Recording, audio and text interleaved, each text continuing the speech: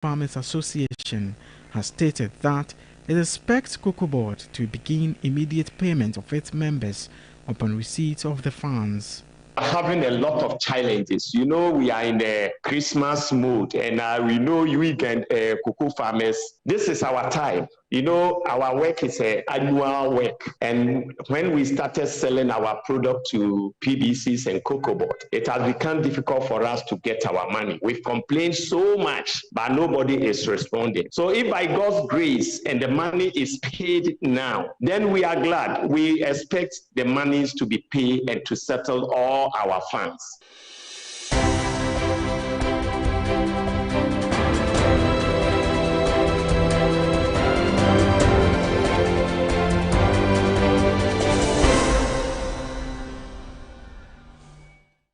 Well, this money owes the cocoa farmers in this country is one that we're following quite closely, and the timelines for the arrival of this particular first tranche of the cocoa loan, that's the Cocoa Board expected loans coming in. We would get the details of it shortly, but tonight we have a one-on-one with the majority leader and leader of the government business, Osechi Mensah-Bonsu, on recent happenings in Parliament, including the clash between the Speaker of Parliament and the President with respect to the bills that were passed in Parliament, awaiting the President's accent into law, which the President disagrees with how they were introduced, specifically quoting Article 108 of the 1992 Constitution.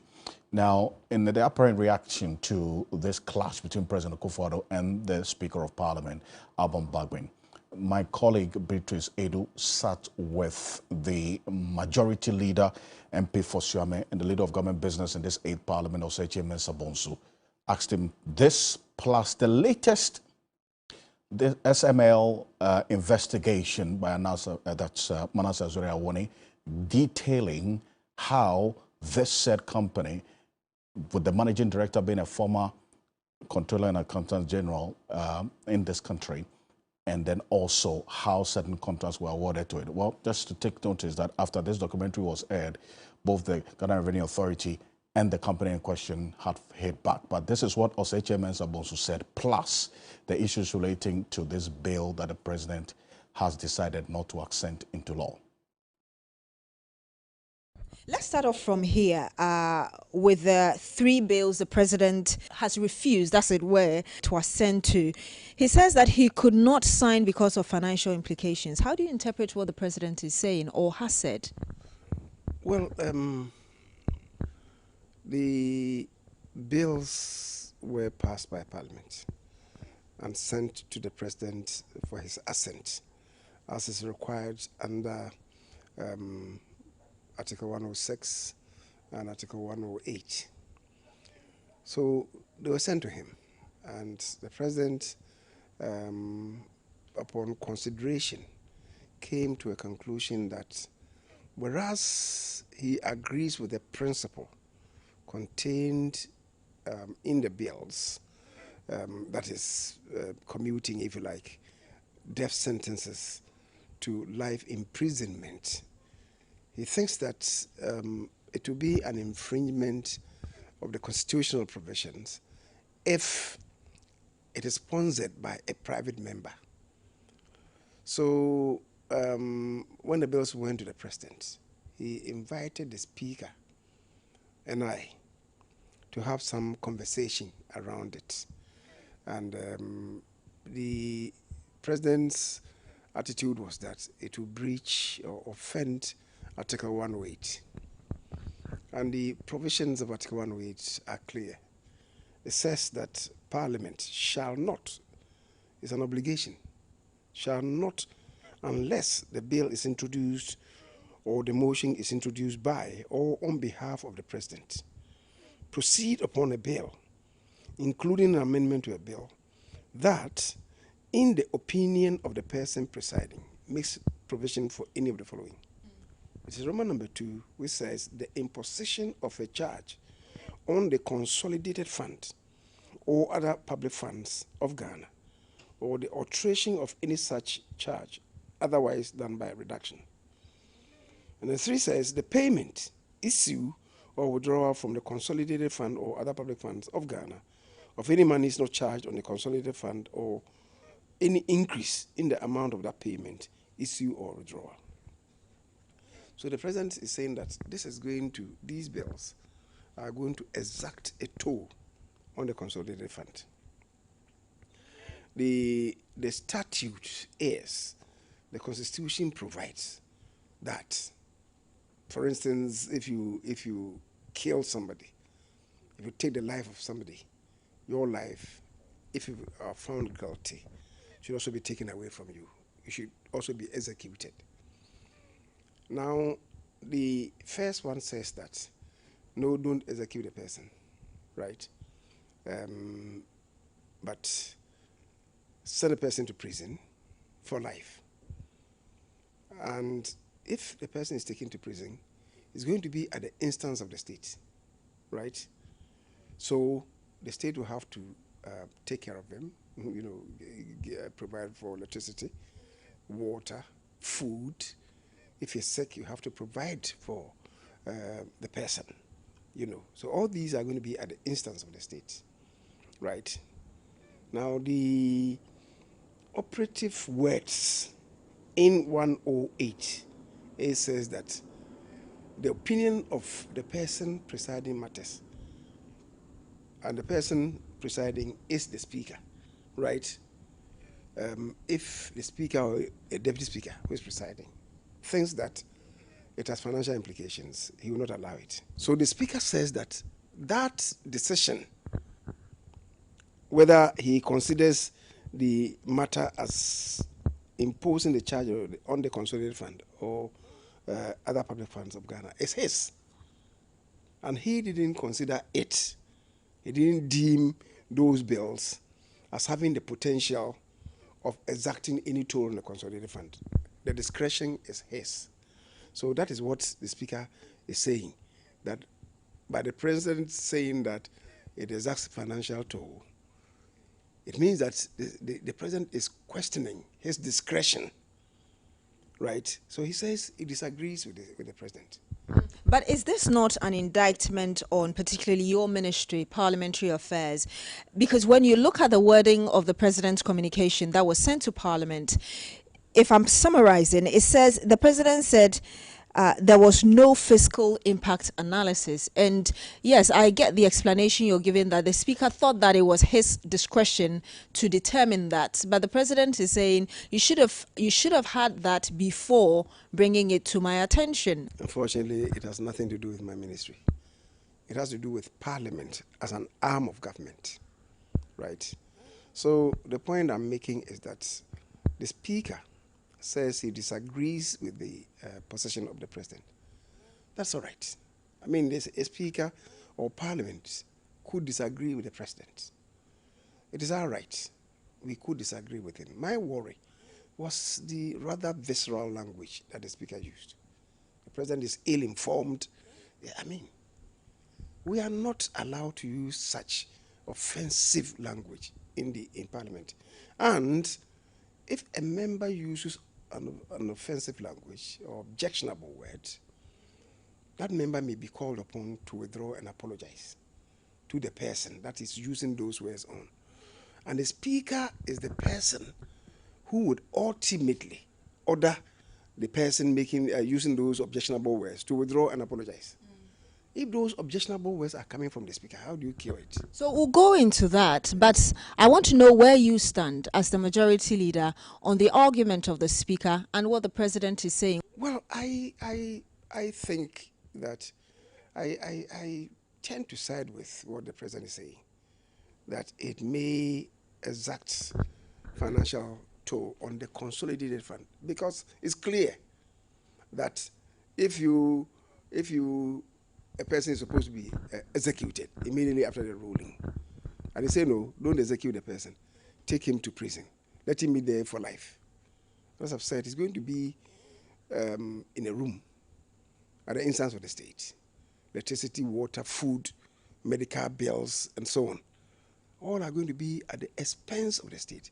So it will require taking money from the consolidated fund to take care of the person. So I'm glad you talk about, or you've made your stance clear, but you're part of the members of parliament that looked at this bill before it was eventually sent. The president actually referred to it, which is the Public Financial Management Act 2016 Act 2921. And the section 100, it says any legislation to be laid before parliament or proposal submitted for the approval of parliament shall be accompanied by a fiscal impact analysis, which is the point the president made, and you said you agree with him, stating the estimated effect on revenues and expenditures for the financial year in which the legislation or proposal is expected to come into effect.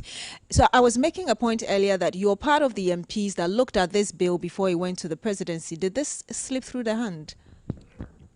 Unfortunately, when those bills came to be passed by Parliament, I wasn't around. I traveled. It happened, they all happened in the last week of the previous sitting of Parliament, the previous meeting, which ended in, I think, the last week in July. I had traveled out. You know, there was, at the time, the pending Commonwealth Parliamentary Association conference that was held in Ghana. And we needed to establish some contacts. So with the speaker's approval, I had to travel out to engage some other speakers outside Africa. So I was not here in the last week. But you have deputies, there's Apanyo Makin and the rest. So they might have looked at it. So when I came back and I looked at the bills, I had some discussion with the speaker, and I thought this thing, it may have the potential of exacting a toll on the consolidated fund. He thought otherwise. You said that you were out of the country, and I'm just coming back to the question of your deputies.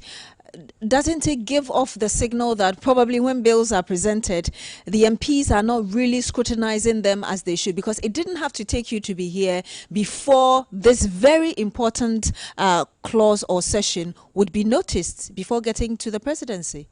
I agree. But I'm telling you that in my absence, when it came to what is called the second reading, then the authority that is sponsoring it, whether it's a private member or the minister on behalf of the president, will speak to the principle underpinning the bill. So I want to understand what it was at that stage that it came to be raised.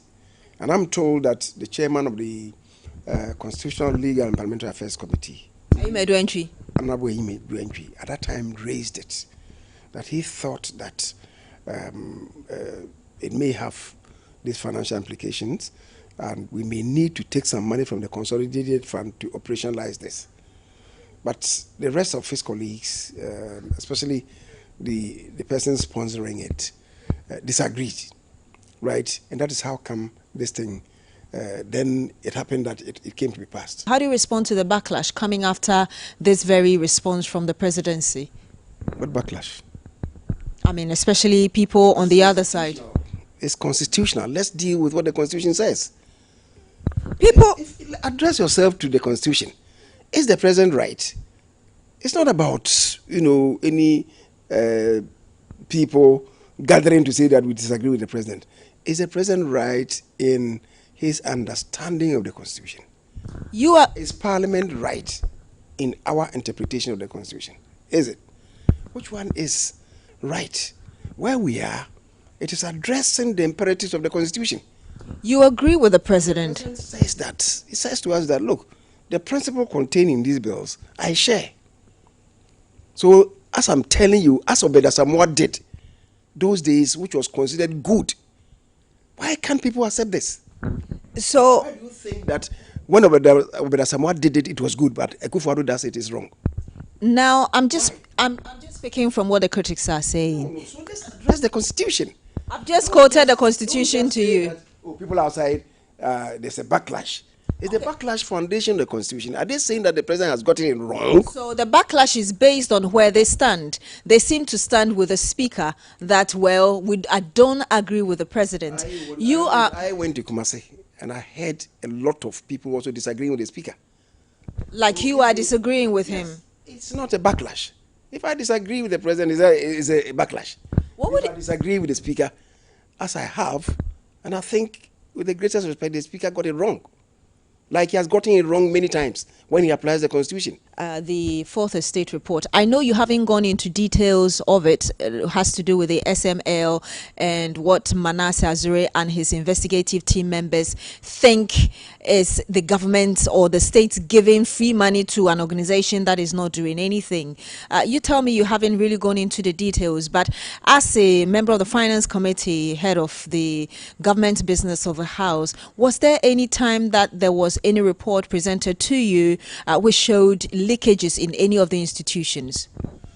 Well, as for leakages in institutions, we have them from many fronts. We were dealing with the public accounts reports. I think was it last week when it came to the fore that with state corporations, state enterprises, and so on, monies that have not been properly accounted for is in excess of 17 billion. And we're all lamenting the fact.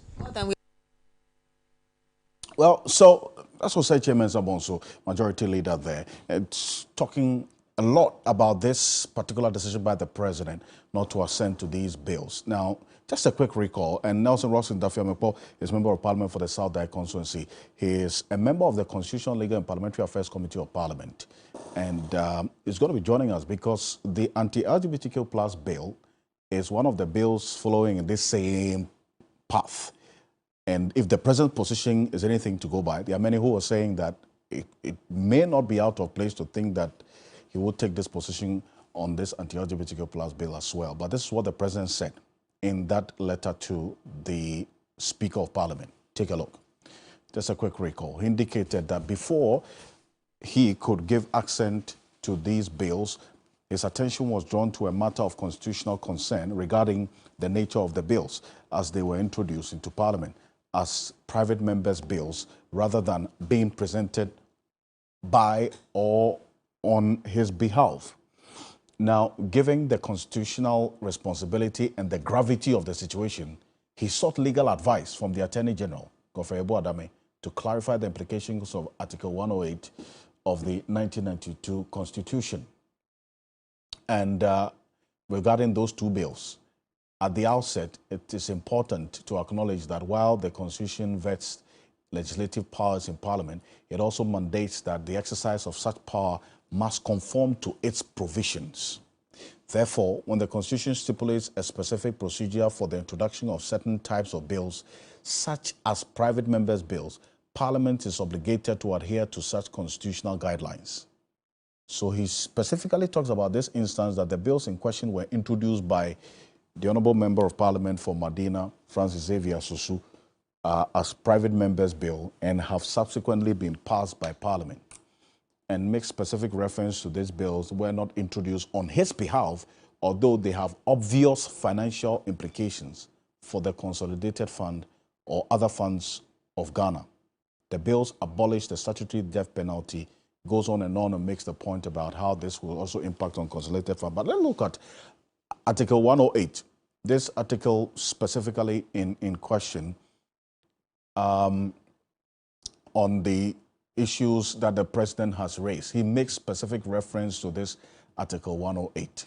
What is the details of Article 108 of the 1992 Constitution? Reason why the President says, this is what you see on the screen. Parliament shall not, unless the bill is introduced or the motion is introduced by or on behalf of the President, proceed upon a bill including an amendment to a bill that, in the opinion of the person presiding, makes provision for any of the following: the imposition of taxation or the alteration of taxation otherwise done by reduction, or the imposition of a charge on the Consolidated Fund or other public funds of Ghana, or the alteration of any such charge otherwise done by reduction, or the payment, issue, or withdrawal from the Consolidated Fund or other public funds of Ghana of any money not charged on the Consolidated Fund, or any increase in the amount of that payment, issue, or withdrawal, or the composition or remission of any debt due to the government of Ghana. This is Article 108. So Nelson Roxon Eche Dafiamepo is joining us on Zoom. I thank you so much for joining us here on Ghana Tonight. You've heard what the Majority Leader is saying. He says the Speaker is wrong in his verdict of the president's position on these bills. But the speaker also says the president is tragically wrong in his opinion, which I just put on the screen. If the understanding of this president's position is on these bills is anything to go by, are you also of the opinion and minded by the fact that the anti-LGBTQ plus bill, which you are one of the sponsors, may also have the same reaction from the president? He has given his public commitment to supporting the legislation. He's gone to international fora, spoken in favor of the legislation that is being passed. And so I don't think that he will do that. It's a bridge that we are yet to get to. So if we get there, we'll know how to cross it. Now, regarding the issue of his interpretation of Article 108, I think the president got it wrong. And like the speaker said, he has miscomprehended the provision. And also, there's a misapprehension of the content of that provision. The provision is very clear regarding what Parliament can do and cannot do. Now, the most instructive phrase contained in the provision that is in question is that in the opinion of the member presiding. It's not even subject to the Supreme Court. It's in the opinion of the member presiding, which is the speaker. Now, if in the opinion of the member presiding, a bill that has been introduced, passing it into law will not occasion any charge on the consolidated fund or on any of our public funds, and Parliament proceeds to pass that into law, the president has no business saying that he will not assent to it. What he can do is that he will assent to it and perhaps get somebody to institute an action in the Supreme Court to interpret whether or not Parliament breached that constitutional provision in passing the law, the bill into an act. That is all he has to do. So this long love letter to Parliament stating that he thinks that the Constitution has been breached, and also that the bill was not introduced by him, so he will take steps to reintroduce those bills. It's not within the province of the law and his mandate. That is not what the Constitution says he should do.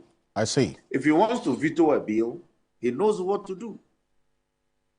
The approach that the president recently had recourse to is totally alien to our governance structure and our constitution. I mean, you see, and you are on the side of the speaker's position on this matter, that the president was tragically wrong. The majority leader is on the side of the president. In fact, there are some who have sought for an application at the Supreme Court for the interpretation of Article 108, so that this would be put in the right stead and all the matters will be put to rest.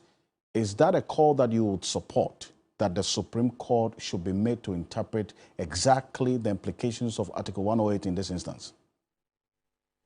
I am not aggrieved by, I support entirely the position by Speaker. If any other person feels aggrieved, exactly what will be the grievance here, that when the Constitution says, in the opinion of the member presiding, the member who was presiding, and before the bill was presented the first time, and went through all the strictures of enactment in Parliament, all the various stages of in the processes that bills go through before they are enacted into law, that it was breached. You want to now instruct Parliament as to what Parliament can do, unless you are saying that when the bill was presented, there was nobody presiding, and that is also preposterous because Parliament cannot be properly constituted to function if you don't have a speaker presiding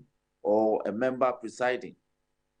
So the House was properly constituted. Now, the other issue that you may want to look at, which the president also raised, is the issue of Section 100 of the PFM Act 2016.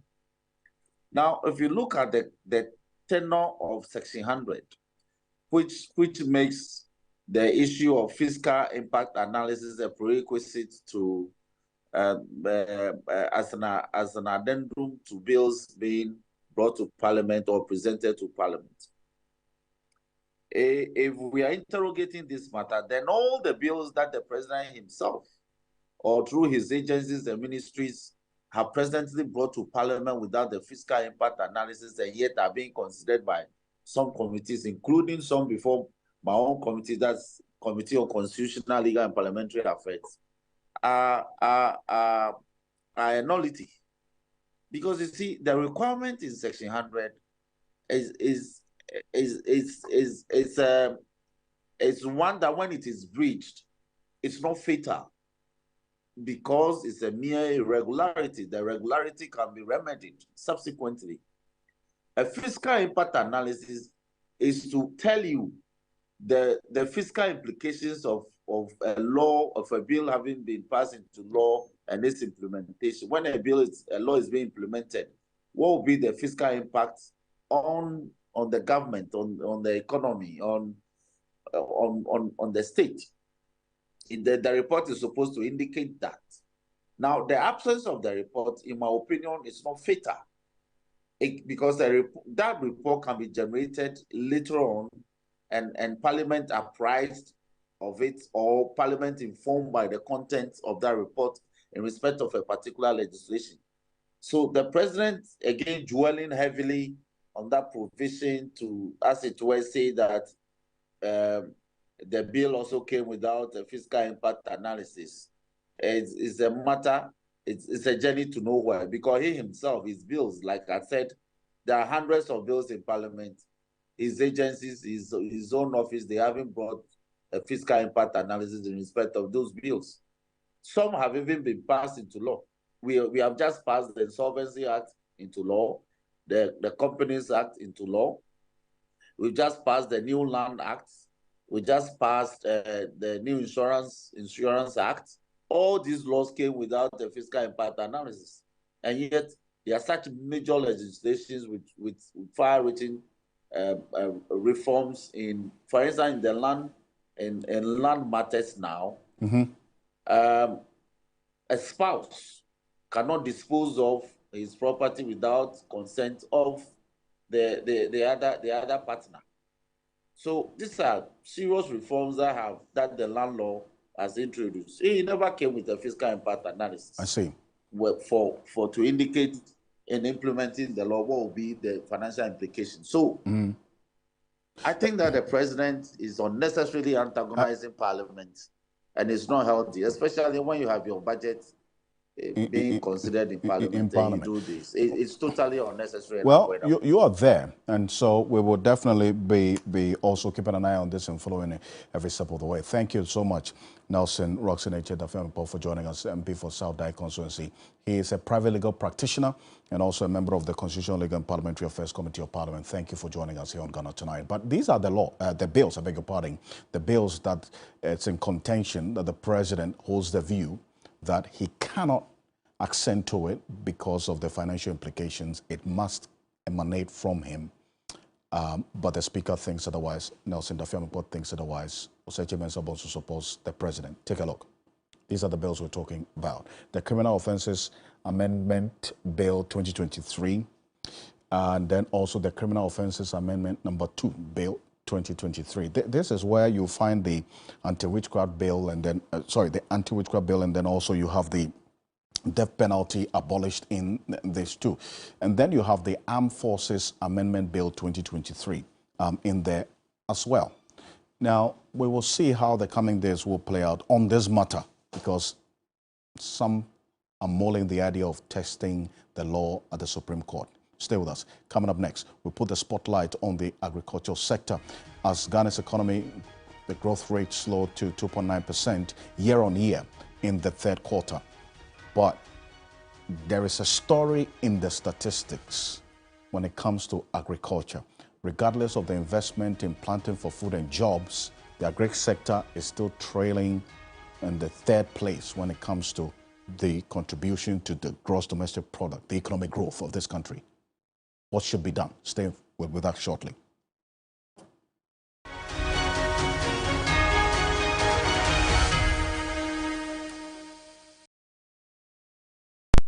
Now it's Christmas time. Spruce up your home for the holidays with our stunning collection of furniture at incredible prices. From cozy sofas to elegant dining sets, find the perfect pieces to create a warm and inviting space for your festive gatherings. Don't miss out on these merry deals. Elevate your home and celebrate the season in style with our Christmas furniture sale.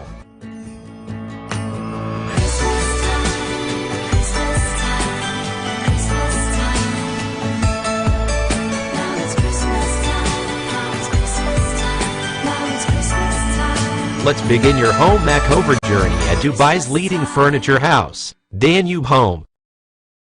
Serene, pristine, natural. This is Maha Beach Resort, set on the seafront in Atuabo and the rich oil and gas hub of the western region. The warmth of the resort can fill your soul. Our well-receptive environment brings you home away from home. The strand of beauty detailing the state-of-the-art facility makes your stay even more fun within the well-thought-through architectural features, hosting all sorts of fun games. Maha Beach Resort has an assortment of packages for all occasions. Maha Beach Resort, redefining indigenous hospitality.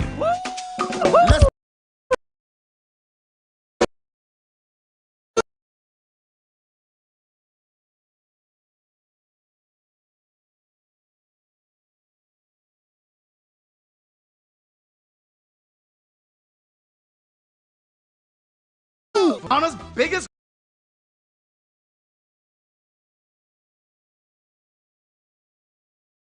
comedy night, featuring 450 Ghana Cedis regular and 250 Ghana Cedis VIP. Each ticket comes with a 5 kg of AVV rice. Dial *713*33*05# to purchase that ticket.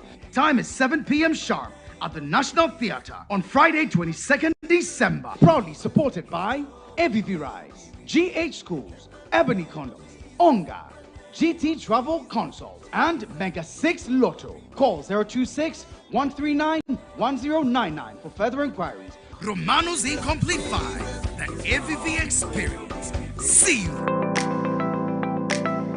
Hello everyone, welcome to the Spot Furniture, where we turn your dreams into reality with our exquisite furniture. My name is Ohima Champuma. Let's get started. These section of sofas are one of our best sellers. They are perfect for family gatherings and a cozy movie night. Here in our dining room section, you will find everything you need to host those unforgettable dinner parties. Hello. For those of you who love to work from home, or just love a beautifully organized home office space, we have impressive home office furniture just for you.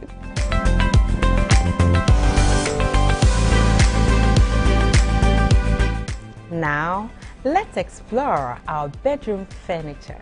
Take a look at these sets, best of its kind, and it's available in various sizes and finishes to match your decor. From now till the end of the year, we are offering amazing discounts on our furniture items. From us, the Spot Furniture family, to yours, we wish you a Merry Christmas and a prosperous New Year.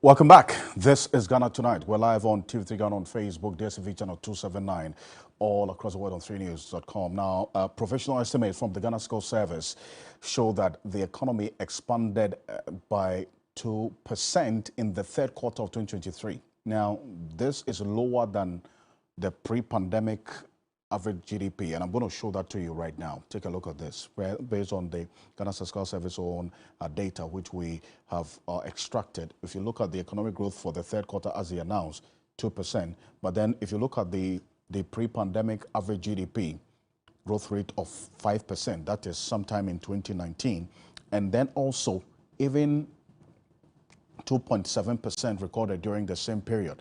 Now, for non-oil, we also saw the economy grew by some 2.1%.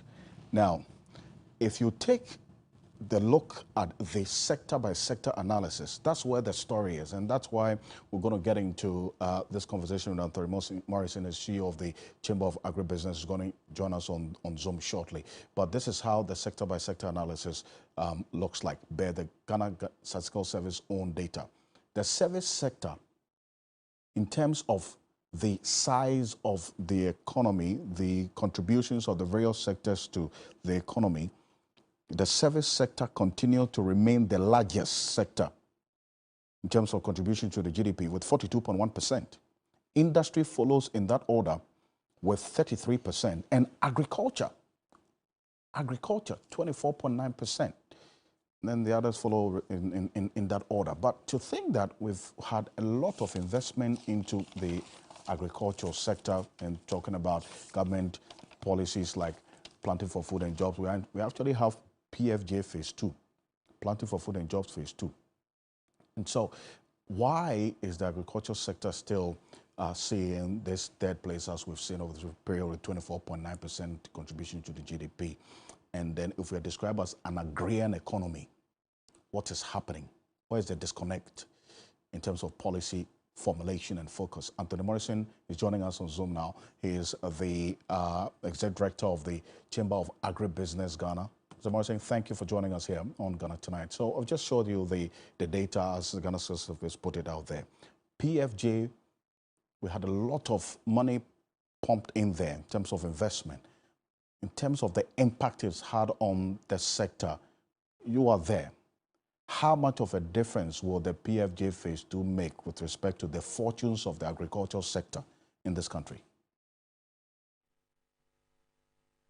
Well, thank you very much, and very good evening to your charity viewers. And let me also use this opportunity to say Merry Christmas and Happy New Year in advance to all the agribusiness players in the country and the farmers.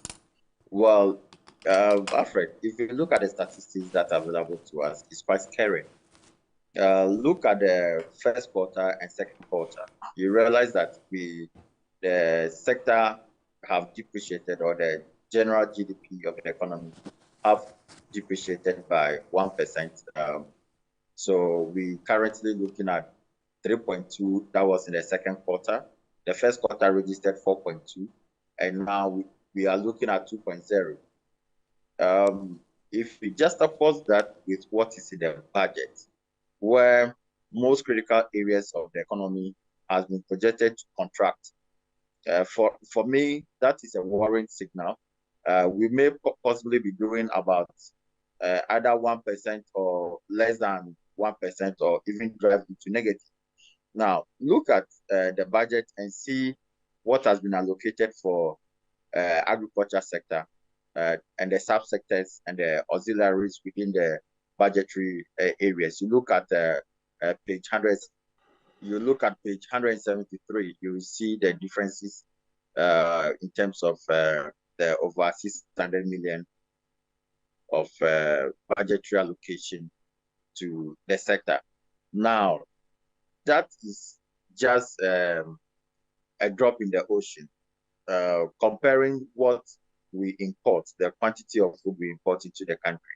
With the current PFJ, this year actually the sector got no support from the government, and we are actually expecting to see a more vibrant sector. But going to an election year, that is our concern now, because in election, you look at areas where the funding actually goes through.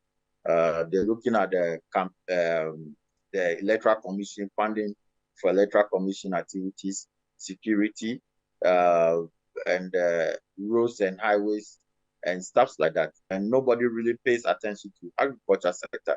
So we are getting worried, especially with the current GDP. Now, our also concern is that look at the performance of the industry through the first quarter, second quarter, and the third quarter.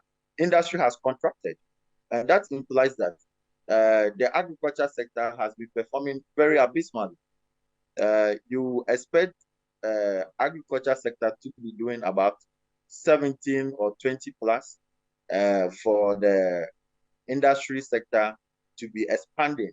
But as we see, cost of electricity, cost of other derivatives are contracting the industry, and also the huge cost on importation, especially on the agriculture sector. Some of our members of the chamber have to be paying over 500,000, 600,000 for importation of machinery in terms of agro-processing and other equipment. And for us, the private sector ought to be supported. You see, and Alfred, the biggest responsibility on every government is to support and fund food productivity for its own citizens. It is on that point that I hold you on, that support that you talk about, because per the GDP statistics that we put on the screen, the services sector leads, and you have industry, and then agriculture coming in. So despite the investment in planting for food and jobs, the taxpayers' money put in there, what has to change in terms of policy formulation and policy direction in the agri sector? Or what has to give for the fortunes of the agricultural sector to improve, at least, so that we move to even second place or the ultimate first, as was the case in time past, that the agricultural sector was the mainstay in terms of the GDP growth rate? No, not at all. For instance, in the budget for agriculture sector, we are about 750 million cedis allocation agriculture sector. But in the same budget, we have imported pepper worth $300 million. Now, top CD equivalent of $300 million importation. That is only a minor importation.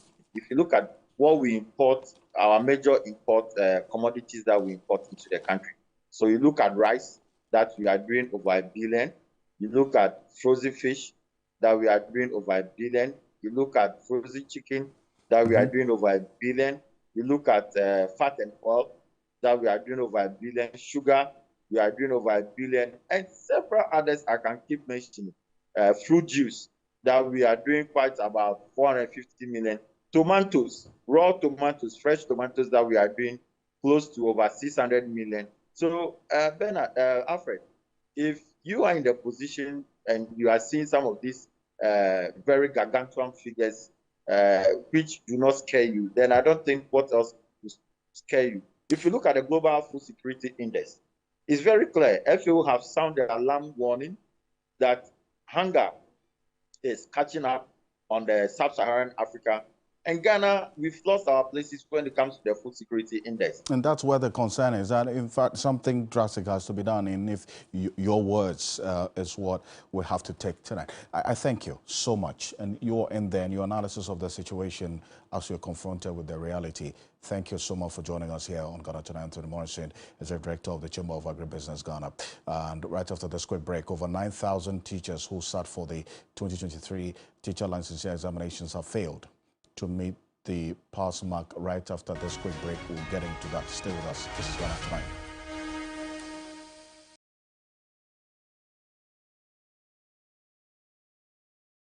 Into Aqua Safari lately? Let me share my experience with you at the new Aqua Safari Resort.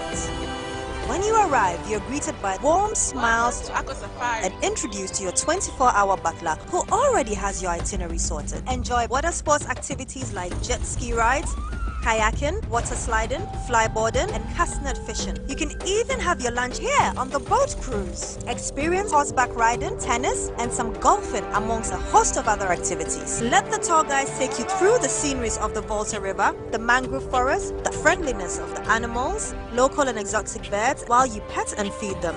You can have this large space for your conferences, corporate retreats, and so many activities as part of the package. We chose to have our breakfast with a beautiful sunrise right in front of our cabin. We had an amazing experience and I can't wait to return for more. Visit Aqua Safari Eco Resort in Ghana, bringing you closer to nature. Everybody knows Acrobato. And if you know Acrobato, it means you know M-Punch Homeopathic Clinic. M-Punch Homeopathic Clinic is my pillar. Let's hear what others are saying about M-Punch Homeopathic Clinic. Who will be careful M-Punch one? Chesena me ankasa me period na say problems wom ntina ma wo ho idea ma me papa chesena nya asem ketewa na me coin point no mo hwe me mogya mu no mo hwe bibia na so mo meduro me fire no ene ma won kra mienu foforo kwa na mkwan mu a eba head everything yourself me ma me no adwodwo eda ho a wontumi nante ene ne ko end point o mama nu a ene ne ho idea watimi asori anante. That's end point for you of Acrobato. Hello hey ohwehwe what che okay a free bra wo di end point what dance am me call you no me Johnson se man enkoyie and person na my emre nyina na magina sebema na me be fie for there e ho na nyina jaresa. You heard everything. I have secret. M-Punch is my secret. M-Punch Homeopathic Clinic. I'm free.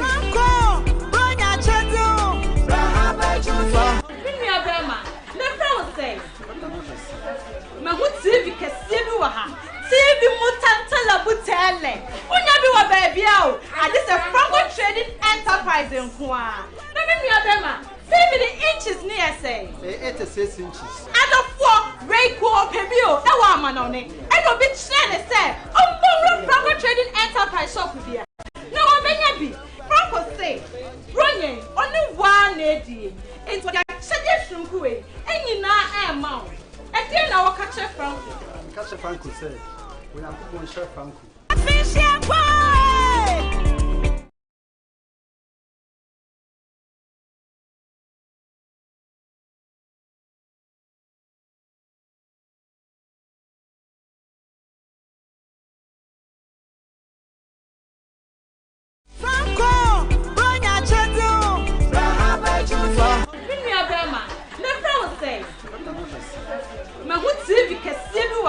TV mutantala butele. Unya bi wa baby a o. Ade se Franco Trading Enterprise nko a. Na me nua bema. See me the inches near say. 86 inches. Adofo Reiko Pebio. E wa ama no ne. E no bi kire ne say. Ombom Franco Trading Enterprise shop bia. Na wo benya bi. Franco say. Ronye only one edi. Into what they are suggestion kuwe. Enyina e ma o. E dey na wo ka che Franco. Catch Franco said, we are going to share Franco.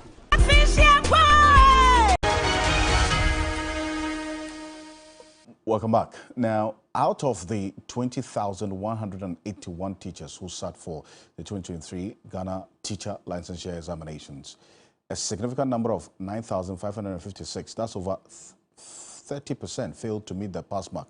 Here's the statistical representation. Take a look at this. If you recall, in May, and a number of them sat for this exam. That's 7,728 in May sat for this same licensure exams. Total pass at the time was 1,277, and about 6,451 of them failed. And that led to a lot of conversation as to what has to be done. And the flag bearer of the NDC has indicated they're going to abolish these licensure exams if they should win 2024. Now, fast forward to today, the results released by the National Teaching Council indicates that the total number of candidates who sat for this licensure exams this month, 20,181 total number of candidates, and the total number of candidates who passed, 10,625. That's 52.6%, as against the total who failed, 9,556. That's 47.4% of the total candidates who sat failed these exams out of the 20,181. The National Teaching Council says that there's been some reforms they instituted into this second one. So this second one is different from all the exams that are taking place, the legislative exams that have taken place. Now, this is an issue that we have gotten this information, tabling it before a number of stakeholders for a big conversation on Ghana Tonight tomorrow. So stay with us. On behalf of the rest of the team, I want to say thank you so much for joining us tonight. There's more news on 3news.com. I am Alfred Ocansey. Have a good night. Ghana Tonight is brought to you by Flamingo Paint. Superior durability, superior hiding, superior coverage, simply superior.